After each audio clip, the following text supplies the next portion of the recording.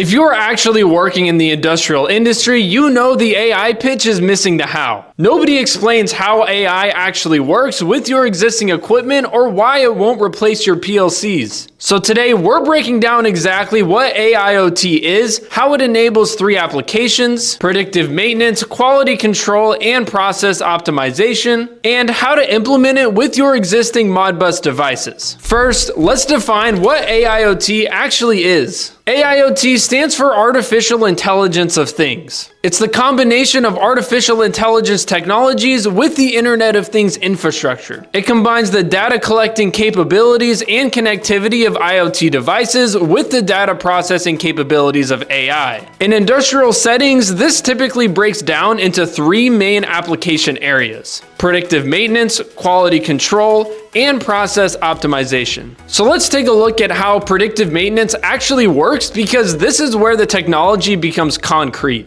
You have industrial devices collecting measurements like a PM3133160 power meter from ICP-USA, or a thermocouple module like the I7018ZGS from ICP-USA monitoring a bearing temperature. And those devices communicate over something like RS-485 using Modbus RTU. Then that data gets collected, time-stamped, and stored in a database or a historian. Now, over the weeks and months, you accumulate thousands of data points showing exactly how that equipment behaved over time. Now, here's what machine learning actually does with that data. Anomaly detection identifies deviations from expected equipment behavior by learning what normal operation looks like and flagging unusual patterns in the data. So, say you have a motor that's been drawing 8.2 amps consistently for months. Then over a 3-week period, the average slowly creeps up to 8.7 amps, then 9.1 amps. Each individual reading might still be within acceptable limits, and your alarm threshold might be set to 12 amps, so nothing trips. But the machine learning system detects that the baseline is shifting and sends an alert. You then investigate and find the motor bearings are starting to wear.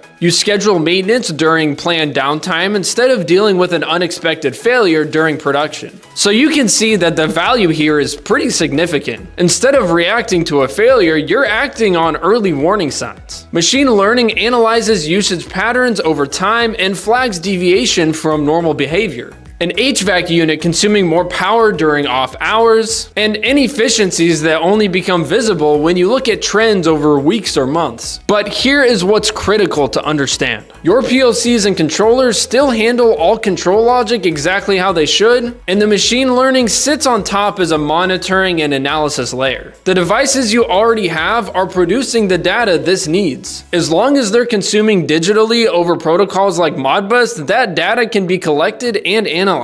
The real question is whether you can get that data from your field devices to wherever the analytics software is running. And this is where a lot of people get confused about IoT. They think everything needs an Ethernet port, and it doesn't. A Modbus RTU power meter reporting current, voltage, and power factor is producing exactly the kind of data machine learning systems need. The issue is that RS-485 is a local network. Analytics software running on a server or in the cloud can't directly access it. That's where a gateway comes in. A Modbus gateway's core function is to convert Modbus RTU data on RS-485 into Modbus TCP over Ethernet, bridging serial field devices to Ethernet-based systems. And something like the ICP-USA TGW715 does exactly this. You connect your RS-485 devices on one side, Ethernet on the other, and that same field data becomes accessible to data logging software, historians, and analytics platforms. So once the data is on Ethernet, it can then be stored with timestamps in a database. That's what the machine learning software needs to build models and detect anomalies. This is why you don't need to rip out and replace legacy equipment.